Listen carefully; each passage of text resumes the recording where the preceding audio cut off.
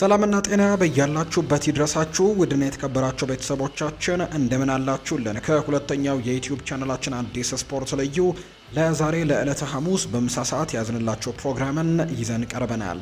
የተለያዩ የዝውውር ጉዳዮችን በዛሬ ፕሮግራማችን ላይ በስፋት ልናነሳ እነሆ ዛሬም በድጋሚ ተገናኝተናል። ሀሳብ አስተያየት ካላችሁ ኮሜንት ቦክስ ላይ ልታጋሩን ትችላላችሁ። እኛ ግን ሰፋ ያሉ የዝውውር ቆይታዎችን ከእናንተ ጋር እያደረግን ነው ቆይታን የምናደርገው። የተለያዩ የዝውውር ጉዳዮችን ከአርሰናል ጋር፣ ከቼልሲ ጋር፣ ከሊቨርፑል፣ ከማንቸስተር ዩናይትድ፣ ከማንቸስተር ሲቲ ጨምሮ ሌሎችም የአውሮፓ ታላላቅ ክለቦችን የተመለከቱ የዝውውር ጉዳዮቻቸውን እያነሳን ቆይታን የምናደርግ ነው የሚሆነው።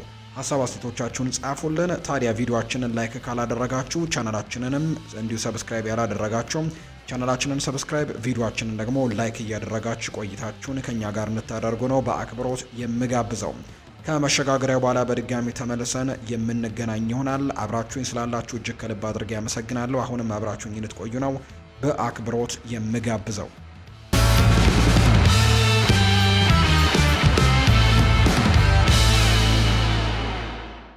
ወደ ቀዳሚው መረጃችን እናምራ። ማይክል ካሪክ ማንቸስተር ዩናይትድ ከድንቁ አማካይ ጋር ስምምነት ላይ ለመድረስ መቃረቡን አረጋግጧል። የማንቸስተር ዩናይትዱ አሰልጣኝ ማይክል ካሪክ ለክለቡ ደጋፊዎች ትልቅ የምስራች ይዘው ቀርበዋል። አሰልጣኙ ክለቡ ከድንቁ አማካይ ኮቢ ማይኖ ጋር አዲሱን ለመፈራረም በሚያደርገው ድርድር ላይ ትልቅ ነገር ማሳየቱን ነው ያረጋገጠው። የ20 ዓመቱ ኮከብ በአሁኑ ወቅት የዩናይትድ የአማካይ ክፍል የልብ ትርታ ሆኗል። ኮቢ ማይኖ የክለቡ የወደፊት የጀርባ አጥንት መሆኑን የሚያረጋግጥና ከፍተኛ ክፍያንም የሚያስገኝ የረጅም ጊዜ ውልም ይፈርማል ተብሎ ይጠበቃል ነው የተባለው። በነበረው የቅድመ ጨዋታ ጋዜጣዊ መግለጫ ላይም ካሪክ ስለ እንግሊዛዊ ኢንተርናሽናል የወደፊት እጣ ፈንታ ለተነሳላቸው ጥያቄ ምላሽ ሰጥተዋል። በርካታ የአውሮፓ ታላላቅ ክለቦች የተጫዋቹን ሁኔታ እየተከታተሉ ባሉበት በዚህ ሰዓት የዩናይትድ አሰልጣኝ በድርድሩ ሂደት ላይም ያላቸውን እምነት ገልጸዋል። ጉዳዩ እየተቃረበ ነው ወይም ክሎዘር ሲሉ ጭምር ነው የተናገሩት። ስለዚህም በነገሩ ላይ አዎንታዊ አመለካከት እንዳለም ታውቃላችሁ ሲሉ ጭምር እንዲሁ ተናግረዋል። በረጋ መንፈስ ግን በልበ ሙሉነት እየሰራንበት ነው። ጊዜ ሂደቱን የሚያሳየን ቢሆንም በአሁኑ ወቅት ግን ጥሩ ሁኔታ ላይ እንገኛለን ሲልም ጭምር ማይክል ካሪክ ተናግሯል። አዲስ ስምምነት የሜኑን ደሞዝን በከፍተኛ ሁኔታ እንደሚጨምር የሚጠበቅ ሲሆን ይህም ባለፉት 12 ወራት ያሳየውን አስደናቂ እድገትና ካሪክ ቡድኑን ከተረከበ በኋላ ባዘጋጁት ታክቲክ ውስጥ ያለውን ወሳኝ ሚናንም የሚመጥን ነው ተብሎ ይታመናል። የሜኑ ተሰጥኦ ፈጽሞ ጥያቄ ውስጥ ገብቶ ባያውቅም በማይክል ካሪክ ቀጥተኛ ክትትልና ድጋፍ ያሳየው ጉዞ ግን እጅግ አስደናቂ ነው። ሜኑ በአሰልጣኝ ሩበን አሞሪም ስር የመጫወቻ ጊዜ ለማግኘት ተቸግሮ የነበረ ሲሆን እንዲያውም በጥር ወርም ክለቡን ሊለቅ ይችላል የሚሉ ወሬዎችም ሲወጡ እንደነበር እናስታውሳለን። ሆኖም ግን ካሪክ ወደ ኃላፊነት እንደመጡ ኮቢ ማይኖን በቀጥታ ወደ አማካይ ክፍሉ ያስገቡበት መንገድ ከዚያ ጊዜ ጀምሮ እንግሊዛዊ ወጣት በአሰልጣኙ የጨዋታ ዝርዝር ውስጥም ቀዳሚው ስም ሆኗል። በካሪክ መሪነት ኮቢ ማይኖ አዲስ የቦታ አያያዝ ወይም ዲሲፕሊን ያገኘ ሲሆን ይህም በሊጉ ጠንካራ ተቀናቃኙ ላይም የበላይነት እንዲኖረው ረድቷል ነው እየተባለም የሚገኘው። የኒውካስል ዩናይትዱ ተስፈኛ የግራ መስመር ተከላካይ የሆነው ሉዊስ ሆል በዓለም ላይ ካሉ ትልልቅ ክለቦች ትኩረት እየሳበ መሆኑ ከወኪል ድርጅቶቹ የቀረቡ የሆኑ የመረጃ ምንጮች ይፋ አድርገዋል። የእንግሊዛዊ ኢንተርናሽናል በብስለቱ የማጥቃት ጥበቡና ኳስን ተቆጣጥሮ በመጫወት ብቃቱ የአውሮፓ ታላላቅ ክለቦችን አድናቆት አተርፏል። ኒውካስል ተጫዋቹን በቀላሉ የመልቀቅ ፍላጎት እንደሌለው ቢገለጽም ሆል ግን የበርካታ ክለቦችን የዝውውር ኢላማ እንደሆነ እየተነገረ ነው። ቼልሲ፣ አርሰናል፣ ማንቸስተር ሲቲ፣ ማንቸስተር ዩናይትድ፣ ሊቨርፑል፣ ባርሴሎና እና ሪያል ማድሪድ የተጫዋቹን እድገትም እየተከታተሉ ከሚገኙ ክለቦች መካከል ተጠቃሽ ናቸው። ይሁን እንጂ ኒውካስል ዩናይትድ ተጫዋቹን በረጅም ጊዜ እቅድ ውስጥም እንደሚያካትተው በመግለጽም ጠንካራ አቋምን ይዟል። ይህም ዝውውሩ እንዲሳካ እጅግ ከፍተኛ የገንዘብ ጥያቄም እንዲቀርብም ያስገድዳል። የ21 ዓመቱ ተጫዋች በዚህ የውድድር ዘመን በአሰልጣኝ ኤዲ ሃውሰር በሁሉም ውድድሮችም 42 ጨዋታዎችን ማድረጉ ጭምር ነው ይፋ የተደረገው። በእንግሊዝ ውስጥ ያለው ፍላጎትም እጅግ ጠንካራ ነው። የተጫዋቹ የቀድሞ ክለብ ቼልሲ እድገቱን በቅርበት እየተከታተለው ሲሆን አርሰናልና ማንቸስተር ሲቲ ደግሞ በቴክኒካል ብቃቱና በፍጥነት እየተሻሻለ በመምጣቱ ተደንቀዋል። ሁለቱ ክለቦች ኳስን መሰረት ያደረገ የጨዋታ ስልት ወይም ፕሮግሬሽን ቤዝድ ሲስተምን ስለሚከተሉ በፖሴሽን ስለሚያምኑ ሆልም ለተተኪያቸው ተስማሚ ተጫዋችም ይሆናል ተብሎ ይታሰባል። ማንቸስተር ዩናይትድ በግራ መስመር ተከላካይ ቦታ ላይ የረጅም ጊዜ መፍትሄዎችን በመፈለግ ላይ ነው። የሉክ ሾው በእድሜ መግፋትና የተጋጣሚ የሚገጥመውን ደግሞ ጉዳትም ክለቡ ወጣት አማራጮችን እንዲመለከት አስገድዶታል። ሊቨርፑልም ቢሆን የተከላካይ ክፍሉን ጥልቀት ለማጠናከር ሆለን በስካውቲንግ ክፍሉ ደግሞ እየተመለከቱት እንደሚገኙ ነው የሚገለጸው። ከፋይናንስ አንጻር ኒውካስል ዩናይትድ በውድድሩ ላይ ጠንካራ አቋም አለው። የሆል ኮንትራት ደግሞ እስከ 2029 ድረስም የሚዘልቅ ሲሆን በውሉ ላይም የውል ማፍረሻ ወይም ሪሊስ ክሎዝ አለመኖሩ ክለቡ በተጫዋቹ የወደፊት እጣ ፈንታ ላይም ሙሉ ስልጣን እንዲኖረው ያደርጋል ተብሎ ነው የሚጠበቀው። ማንኛውም የዝውውር ንግግር የሚጀምረው ከ50 እስከ 55 ሚሊዮን ፓውንድ አካባቢ ቢሆንም በርካታ ክለቦች በፉክክር ውስጥ የሚገቡ ከሆነ ኒውካስል ከዚህ በበለጠም ከፍተኛ ዋጋ እንደሚጠይቅ ይጠበቃል። የኒውካስል ስትራቴጂ ወጣት ተሰጥኦችን ከመሸጥ ይልቅ ሌሎች ተጫዋቾችን በመሸጥ ገቢን ማመንጨት ላይ ያተኮረ ቢሆንም የቀረበው የገንዘብ መጠን ግን ውሳኔያቸውን ሊቀይረው ይችላል የሚሉ መረጃዎች ናቸው እየወጡም የሚገኙት። ኒውካስል ዩናይትድ በዚህ ክረምት ለሳንድሮ ቶናሊ የሚቀርቡ የዝውውር ጥያቄዎችን ለመቀበል ዝግጁ መሆኑ ተዘግቧል። ሆኖም ግን ክለቡ ይህንን የሚያደርገው ተጫዋቹ ለቡድኑ ያለውን ከፍተኛ ፋይዳ በሚመጥኑ ጥብቅ ቅድመ ሁኔታዎች ላይ እንደሆነ ይፋ ተደርጓል። እንደ ዘገባዎች ከሆነ በተለይ ዘ አይ ፔፐር የተባለ የመረጃ ምንጭ ይፋ እንዳደረገው የጣሊያን ብሔራዊ ቡድን ተጫዋች የሆነው ሳንድሮ ቶናሊን ለማስፈረምም የሚፈልግ ማንኛውም ክለብ ፍላጎቱን በዝውውር መስኮቱ መጀመሪያ ላይ ማወቅ ይጠበቅበታል። በተጨማሪም ክለቡ ለተጫዋቹ የተለጠፈበትን 100 ሚሊዮን ፓውንድም ቅድሚያ የሚመጥን ክፍያንም እንዲሁ መክፈል ይኖርበታል ወይም ዝግጁ መሆን ይኖርበታል ተብሎ ነው የሚታሰበው። ቶናሊ በቴክኒካል ብቃቱም ሆነ በረጅም ጊዜ ደግሞ ተስፋው የኒውካስል ዩናይትድ ውድ ሀብት ተደርጎ ይወሰዳል። ምንም እንኳን ስሙ ከአርሰናል ጋር እንዲሁ ደግሞ ከማንቸስተር ሲቲና ከማንቸስተር ዩናይትድ ጋር በተደጋጋሚ ቢነሳም ኒውካስል ሁኔታውን በበላይነት ለመቆጣጠርና በዋና ተጫዋቹ ላይ የፈጠረውን ደግሞ የረጅም ጊዜ አለመረጋጋትን ለማስወገድ ቆርጦ ተነስቷል ነው የተባለው። ቶናሊ በሴንት ጄምስስ ፓርክ ለሚገነባው የኒውካስል ዩናይትድ ክፍልም እንደ ዋነኛ ምሰሶ ነው የሚታየው። የጨዋታ ፍጥነትን የመቆጣጠር የኳስ ስርጭትን የመምራት ብቃቱም ኒውካስል በከፍተኛ ደረጃ የመወዳደር እቅዱንም እንዲያሳካ ትልቅ ድጋፍ ያደርግለታል። ተጫዋቹ ወደ እንግሊዝ ከመጣ በኋላ እያሳየ ያለው ወጥ ብቃትም በፕሪሚየር ሊጉ ላሉ ታላላቅ ክለቦችም እንዲፈልጉት ማድረጉ የሚጠበቅ ነው። ማንቸስተር ዩናይትድ እና አርሰናል በቶናሊ ላይ ፍላጎት ያላቸው ክለቦች መካከል ናቸው። የአርሰናል፣ ማንቸስተር ሲቲ እና ማንቸስተር ዩናይትድ ፍላጎት ቶናሊ በእንግሊዝ እግር ኳስ ውስጥም እያገኘ የመጣውን ትልቅ ስምም የሚያሳይ ነው ተብሎ ነው የተጠቀሰው። እነዚህ ሁሉ ክለቦችም የስብስባቸውን ጥራት ለማሻሻል የአማካይ ክፍል ማጠናከሪያዎችን ይፈልጋሉ። አርሰናል ባለፉት የውድድር ዘመናት በቴክኒክ ብቃታቸው የተሻሉና ሁለገብ አማካዮችን በማስፈረም ላይ አተኩረዋል። ማንቸስተር ዩናይትድ የክለቡ ታዋቂ ተጫዋቾችን ካሴሚሮን በውድድር ዘመኑ መጨረሻ ሊለቅ ስለሚችል ለረጅም ጊዜ የሚያገለግሉ አማካዮችን ለማስፈረምም እያጠና ይገኛል። ይሁን እንጂ የኒውካስል ስትራቴጂ የሚጎትቱ ድርድሮች ለማስቀረት ታስበው የተዘጋጀ ነው። ክለቡ ግልጽ ዋጋን በመተመንና ፍላጎት ያላቸው ክለቦችን ቀድመው እንዲመጡ በማሰብም ለአዲሱ የውድድር ዘመን የሚደረገውን ዝግጅት ሊያስተጓጉሉ የሚችሉ የዝውውር ወሬዎችንም ለመቀነስ አልሟል ተብሎ ነው የሚታሰበው። የማንቸስተር ዩናይትድ የክረምት የዝውውር እቅድ አሁኑኑ መልክ እየያዘ ይገኛል። የአስተን ቪላው የፊት መስመር ተጫዋች የሆነው ሞርጋን ሮጀርስ በጊዜያዊ አሰልጣኙ ማይክል ካሪክ ከፍተኛ ድጋፍ ታክሎበት የክለቡ ዋነኛ ኢላማ ሆኖ ብቅ ብሏል። እንደ ቲም ቶክ ዘገባ ከሆነም ካሪክ የ23 ዓመቱን ተጫዋችም ፈጣን እድገትና ያለውን ትልቅ ተስፋን በመጥቀስ ለክለቡ የእግር ኳስ ዳይሬክተር ጄሰን ዊልኮክስን በግል አሳስበዋል። ሩበን አሞሪም ከለቀቁ በኋላ ቡድኑን በጊዜያዊነት የተረከቡት ካሪክ በቆይታቸው ባሳዩት ብቃትም ለቋሚ አሰልጣኝነት ከታጩት መካከል አንዱ መሆናቸው ይታወቃል። ዩናይትድ ለቀጣዩ የውድድር ዘመን ቡድኑን እንደገና ለማዋቀርም እቅድ ያለው ሲሆን ካሪክ ደግሞ በሞርጋን ሮጀርስ ላይ ያላቸው እምነት በክለቡ የወደፊት የዝውውር ስትራቴጂ ላይ ተጽዕኖ ሊኖራቸው እንደሚችል የሚያሳይ ነው። ካሪክ ለሞርጋን ሮጀርስ ላላቸው ፍቅር ዋነኛው ምክንያትም ቀደም ሲል በሚድልስቦሮ በነበራቸው የስራ ግንኙነት ላይ ተመሰረተ ነው። ሮጀርስ በሻምፒዮንሺፑ ክለብ በውሰት በነበረበት ወቅትም ካሪክ የወጣቱን አጥቂ እድገትና ከተለያዩ ሁኔታዎች ጋር የመላመድ ብቃቱን በቅርብ ተመልክተዋል። ይህ ቀድሞ ትውውቅ ሮጀርስ እንደ ማንቸስተር ዩናይትድ ባሉ ትልልቅ ክለቦች ውስጥም የሚጠበቀውን የስነ ልቦናና የቴክኒካል ብቃትም እንዳለው ካሪክ እንዲተማመኑ አድርጎታል። ሮጀርስ በሚድልስቦሮ በነበረው ቆይታም በብስለቱና በፈጠራ ችሎታውም በሙያ ላይ ትልቅ ለውጥን ማምጣት ችሏል። ወደ አስተን ቪላ ካመራ በኋላ በክንፍ በአጥቂ አማካኝነት ወይም ከአጥቂ ጀርባ ሆኖ በመጫወትም ሁለገብነቱን እያሳየ ነው የሚገኘው። ማንቸስተር ዩናይትዶች የማጥቃት ክፍላቸውን ለማጠናከር እያለሙ ነው። ባለፉት የውድድር ዘመናት በክንፍ መስመሮች ላይ የሚታየው ወጥነት የሌለው ብቃት ዩናይትድ በሁሉም ውድድሮች ላይ ጠንካራ ሆኖ እንዲቀጥል የሚያደርግ ወጣትና ተለዋዋጭ ተጫዋቾችን እንዲፈልግም አድርጎታል። ሮጀርስ ለተለያዩ የታክቲክ አደጋገፎች የሚመች ተጫዋች በመሆኑ ለዩናይትድ ትልቅ ግኝትም ሊሆን ይችላል። ኳስን ወደፊት ደግሞ የመውሰድና በጫና ውስጥም ሆኖ ድሎችን የመፍጠር ብቃቱ ልዩ ያደርገዋል።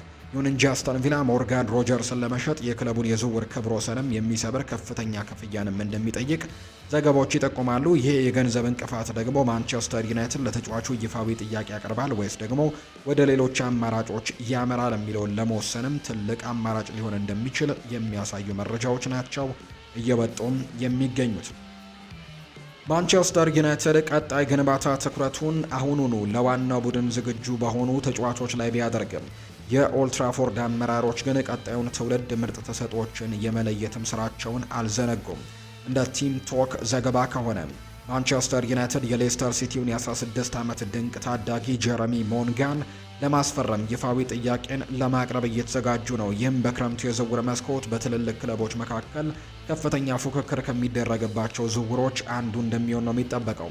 የሞንጋ እድገት እጅግ ፈጣን የሚባል ነው። ይህ ተለዋዋጭ የክንፍ ተጫዋችም በ15 ዓመት ከ271 ቀናት ዕድሜው በፕሪምየር ሊግ የመጀመሪያ ጨዋታውን በማድረግም በሀገሪቱ ታሪክ ስሙ በጉልህ እንዲነሳ አድርጓል። ፈጣን እግሮች፣ ልዩ የሆነ የሰውነት ሚዛን አጠባበቅና ከዕድሜው በላይ የሆነ የውሳኔ አሰጣጥ ብቃት ያለው ይህ የእንግሊዝ ከ19 ዓመት በታች ብሔራዊ ቡድን ተጫዋች ዘንድሮ በሻምፒዮንሺፑም እድገቱን ቀጥሏል። ዩናይትድ በዚህ ድርድር ላይ ብቸኛው ክለብ አይደለም። የፕሪምየር ሊግ ተቀናቃኞች አርሰናል እና ማንቸስተር ሲቲ ታዳጊውን ከሚድላንዱ ክለብ ለመንጠቅም ይፋዊ ጥያቄዎችን እያዘጋጁ ነው። በተጨማሪም እንደ ሪያል ማድሪድ፣ ዩቬንቱስ፣ ቦሩሲያ ዶርትመንድ ያሉ ክለቦችም ታላላቅ ክለቦችም ሁኔታውን በቅርበት እየተከታተሉት ነው። ወደ ውጭ ሀገር የሚያደርገው ዝውውር ለእነዚህ ክለቦች ከገንዘብ አንጻር ወይም ከኮምፒቲሽን አንጻርም እንዲሁ አነስተኛ ክፍያን የሚጠይቅ በመሆኑ ዝውውሩን ይበልጥ ሳቢ ሊያደርገው እንደሚችል ነው የሚታመነው። ጀረሚ ሞንጋ በክንፍ የማጥቃት ቦታዎች ላይ ባለው ፍጥነትና የኳስ ክህሎት ወይም ድሪብሊንግ ብቃት ይታወቃል። ገና ያልበሰለ ቢሆንም ወደፊት በዓለም እግር ኳስ ግን ትልቅ ስም ሊኖረው የሚችል አቅም እንዳለው ነው የሚታመነው። ለዚህም ነው የአውሮፓ ያሉ ታላላቅ ክለቦች የእሱን ፊርማ ለማግኘት የሚረባረቡት። ሞንጋ በዋና በግራ ክንፍ ላይ የሚጫወት ቢሆንም በቀኝ ክንፍ ወይም ደግሞ በአማካይ ክፍል ላይ የመጫወት ሁለገብ ብቃት እንዳለው ይነገራል። ኳስን በቅርብ ተቆጣጥሮ የመንዳት ችሎታው እና ቅልጥፍናው ጠባብ ቦታዎችን አልፎ ለመሄድና ተከላካዮችን አንድ ለአንድ ገጥሞ ለማለፍም ያስችለዋል። እንዲሁም ዝቅተኛ የሆነ የሰውነት የስበት ማዕከልን ወይም ሴንተር ኦፍ ግራቪቲ ስላለው በሻምፒዮንሺፑ ካሉ በእድሜ ከሚበልጡት ተከላካዮች የሚሰነዘርበትን የጉልበት ጫናም ተቋቁሞ መጫወትን ችሏል። የታዳጊው እግር ኳስ ባለሙያው ጄሰን ኩሊግ ሞንጋ የማይገመት ተጫዋች ሲል ይገልጸዋል።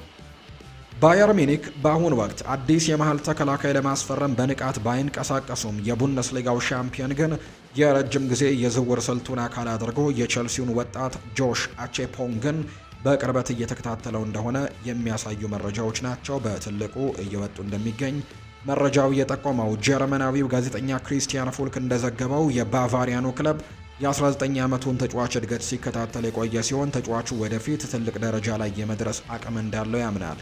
ምንም እንኳን የባየርን ተከላካይ ክፍል በአሁኑ ወቅት የተረጋጋ ቢመስልም ሁኔታው ግን ወደ ክረምት የዝውውር መስኮት ስናመራም ስለ ኪም ሚንጃይ በሚወጡ መረጃዎች ላይ ተመስርቶ ሊቀየር ይችላል። ለጊዜው ግን ባየርን አፋጣኝ ድርድር ውስጥም ከመግባት ይልቅ ሁኔታዎችን በንቃት መመልከትን መርጧል ነው የተባለው። አቼፖንግ በቼልሲ አካዳሚ ውስጥ ካሉ እጅግ ተስፈኛ ወጣት ተከላካዮች አንዱ ሆኖ ብቅ ብሏል። ቼልሲ ወጣት ተሰጥኦችን በማሳደግ ላይ ማተኮሩ እንደ አቼፖንግ ያሉ ተጫዋቾችን በከፍተኛ ፉክክር ውስጥም እንዲያድጉ እድል ሰጥቷቸዋል ነው የተባለው። በአውሮፓ ያሉ ስካውቶች የአቼፖንግን እድገት ልብ ያሉት ሲሆን በተለይም ቼልሲ በከፍተኛ ደረጃ መወዳደር የሚችሉ ተከላካዮችን በማፍራትም ካለው ታሪክ አንጻር ተጫዋቹ ትልቅ ግምትም ተሰጥቶታል። የሱ የቴክኒካል ብቃትና በጫና ውስጥ ውሳኔ ደግሞ የመስጠት ችሎታው ወደፊት ለሚፈርመው ክለብም ትልቅ ሀብትም እንደሚሆን ነው የሚጠበቀው።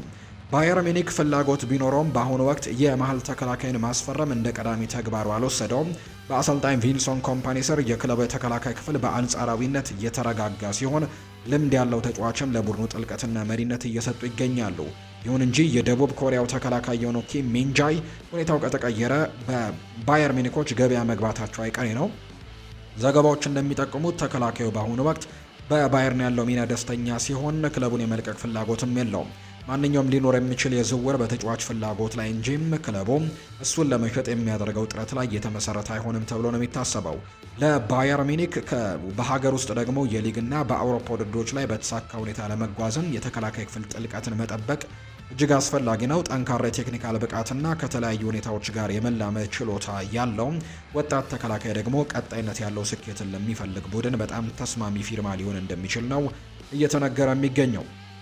የማንቸስተር ሲቲ አማካይ በርናርዶ ሲልቫ በአሁኑ የውድድር ዘመን ሲጠናቀቅ የኮንትራት ዘመኑ ስለሚያበቃም ለትልቅ የሙያ ለውጥም እየተዘጋጀ እንደሆነ ተነግሯል። የዝውውር ጋዜጠኛው ኒኮላ ሺር እንደተናገረው ይህንን የፖርቱጋል ብሔራዊ ቡድን ተጫዋች ለማስፈረም በርካታ ታዋቂ ክለቦች በሩጫ ውስጥ ገብተዋል። ባርሴሎና፣ ዩቬንቱስ፣ ጋላታሳራይ፣ ቤኔፊካ እና የሳዑዲ ፕሮ ሊግ ክለቦችም የተጫዋቹን ፊርማ ለማግኘትም ፍላጎት እያሳዩ ነው። በ31 ዓመቱ በርናርዶ ሲልቫ አሁንም በአውሮፓ ካሉ በቴክኒክ ብቃታቸው የተሻሉ አማካዮች አንደኛው ነው። እሱን በነፃ ዝውውር የማግኘት እድል መፈጠሩ በበርካታ ሊጎች ውስጥም ከፍተኛ ትኩረትን ስቧል። ለዓመታት በማንቸስተር ሲቲ ቤትም ለተመዘገቡት ስኬቶች በፈጠራ ችሎታውና በከፍተኛ የስራ ተነሳሽነቱ ትልቅ ድርሻ የነበረው ሲልቫ መልቀቅም ለክለቡ ሆነ ለተጫዋቹ አንድ ምዕራፍ ማብቂያ ሊሆን እንደሚችል እየተነገረ ነው። በርናርዶ ሲልቫ እንደ አውሮፓውያኑ አቆጣጠር በ2017 ከሞናኮ የተቀላቀለ ሲሆን ከዚያ ጊዜ ጀምሮ በማንቸስተር ሲቲ ስኬቶች ውስጥም የማይተካ ሚና ነበረው። በፔፕ ጓርዲዮላ ስርም ክለቡ በእንግሊዝ እግር ኳስ የበላይነት እንዲይዝን ለበርካታ የፕሪሚየር ሊግ ዋንጫዎች፣ ለሀገር ውስጥ ዋንጫዎችና ለአውሮፓ ድሎችም ትልቅ አስተዋጽኦን አድርጓል። የሲልቫ ሁለገብነት አንዱ ትልቅ ጥንካሬው ነው። በአማካይ ክፍልም ሆነ በክንፍ ደግሞ የማጥቃት ቦታዎች ላይ የመጫወት ብቃት ያለው ሲሆን ጓርዲዮላ የተጫዋቹን ብልህነት፣ ጥንካሬና የተከላካይነት ግዴታንም ለመወጣት ያለው ፍቃደኝነት በተደጋጋሚ አድንቆታል። ባርሴሎና ክለቡ ሲልቫን ለረጅም ጊዜ ሲያደንቀው የቆየ ሲሆን በነፃ ዝውውር መገኘቱ ለባርሴሎና የዝውውር ንግግሩን ይበልጥ አዎንታዊ ያደርግለታል። ዩቬንቱስ በአንጻሩ ቡድናቸውን እንደገና እየገነቡ የሚገኙት የጣሊያን ግዙፍ ክለብ ልምድ ያለውና በሜዳ ላይ መረጋጋትን የሚፈጥረውን ሲልቫን በቅርብ እየተከታተሉት ነው። ቤኔፊካ የልጅነት ክለቡ ቤኔፊካ ሌላኛው አማራጭ ነው። ወደ ፖርቱጋል መመለስ ለአማካዩም ከቤተሰቡ ጋር ለመቀራረብና በአውሮፓ ውድድሮች ላይ ለመሳተፍም እድል ይሰጠዋል ተብሏል። ታዋቂ ተጫዋቾችን በማስፈረም የሚታወቀው የቱርኩ ክለብም ፍላጎት እንዳለው አሳይቷል። የሳዑዲ ፕሮ ሊጉም ያለው ከፍተኛ የፋይናንስ አቅም በርካታ የአውሮፓ ክለቦችን እንዲስብ አድርጎታል። ሲልቫም ለሊጉ ትልቅ ስም እንደሚሆን ነው በርካቶች እያመኑ የሚገኙት። ሙሐመድ ሳላ ከአንፊልድ ለመልቀቅ መወሰኑን ተከትሎ ሊቨርፑል በክረምቱ የዝውውር መስኮት ተጫዋቹን ለመተካት ሂደቱን አሁንም ገፍቶ ቀጥሏል። ግብፃዊው አጥቂም በአንፊልድ ያሳለፈውን ደማቅ ታሪክ አጠናቆ አዲስ የሙያ ምዕራፍን ለመጀመር መወሰኑ የሚታወቅ ነው። ሊቨርፑል ሳላህን ለመተካት በዝርዝር ውስጥም ካካተታቸው ተጫዋቾች መካከል የባየር ሚኒክ የክንፍ ተጫዋች ደግሞ የሆነው ማይክል ኦሊሴ አንደኛው ቢሆንም ፉትቦል ኢንሳይደር እንደዘገበው ግን ፈረንሳዊ ኮከብ የማስፈረም እድሉ እጅግ አነስተኛ ነው። በታክቲክ ደረጃ የሊቨርፑል ለኦሊሴ ያለው ከፍተኛ ፍላጎት ትክክለኛ ውሳኔ ቢመስልም የ24 ዓመቱ ተጫዋች አንድ ዘመናዊ የክንፍ ተጫዋች ሊኖረው የሚገባ ብቃትን ሙሉ በሙሉ ያሟላ ነው።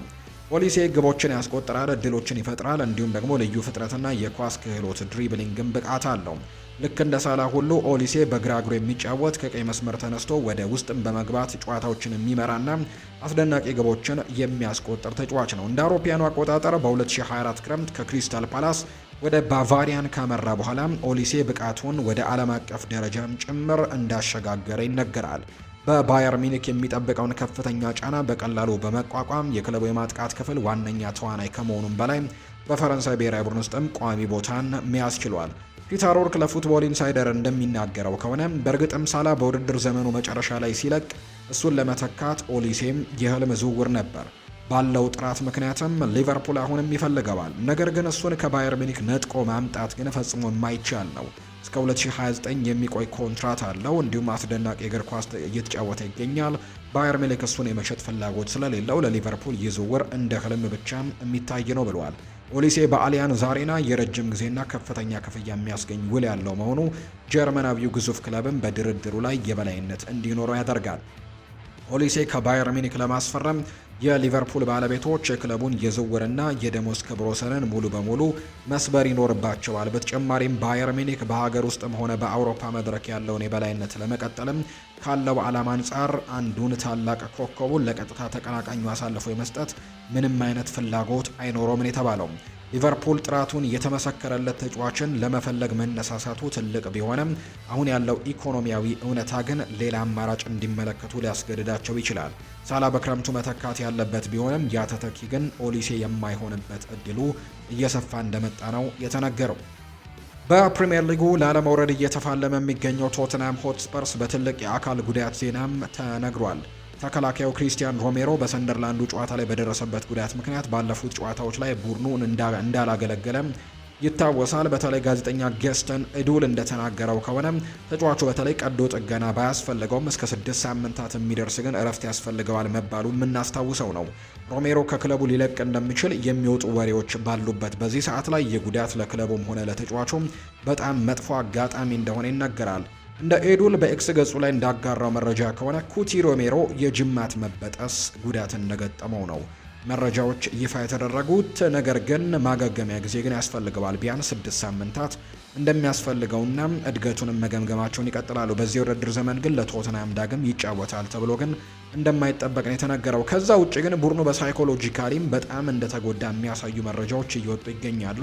አሰልጣኝ ሮቤርቶ ዲ ዘርቢም ከመጡ በኋላ ይሄ ቡድን ሳይኮሎጂካል ጉዳቱን ደግሞ ለመጠገን ሲሉ አዲስ አማካሪን ጭምር ወደ ቡድኑ እንዳመጡ ይፋ ተደርጓል። በሚቀጥሉት ጨዋታዎች ላይ ቶተንሃሙ ተጫዋቾች ራሳቸውን በደንብ አጠናክረው በሚቀጥለው የውድድር ዓመት ለመትረፍ የሚያደርጉት ሩጫ በቀጣዮቹ ሳምንታት በሚደረጉ ጨዋታዎች ላይ ወሳኝ ይሆናል ተብሎ ይታሰባል። ነገር ግን አሰልጣኝ ሮቤርቶ ዲ ዘርቢና የቶተንሃም አመራሮች ግን ተጫዋቾቹን አሁን ላይ እንደ አዲስ ጉልበታቸውን እንዲያድሱና አእምሯቸውንም እንዲያነቃቁ ጭምር ሀሳቡ እንዳላቸው ነው የሚያሳዩ መረጃዎችን በትልቁ እየወጡ እንደሚገኝ መረጃዎቹ የወጡት። ቡድን የተከበራችሁ ቤተሰቦቻችን ከሁለተኛው የዩቲዩብ ቻናላችን አዲስ ስፖርት ልዩ ለዛሬ ያዝንላችሁ አዳዲስ ስፖርታዊ ጉዳዮቻችን እነዚህን ይመስሉ ነበር። ስላደመጣችሁን፣ ስለተከታተላችሁን ቆይታችሁም ከኛ ጋር ስለነበር ከልብ አድርገን አመሰገንን። ሁለተኛው የዩቲዩብ ቻናላችን ላይ ትገኛላችሁ። ይህንን ቻናል ያልተቀላቀላችሁ ቤተሰቦቻችን ቻናላችንን ሰብስክራይብ እንድታደርጉ ነው በአክብሮት የምንጋብዘው። በቀጣዮቹ ፕሮግራሞቻችን በድጋሚ እንገናኛለን። መልካም ጊዜ ይሁንላችሁ።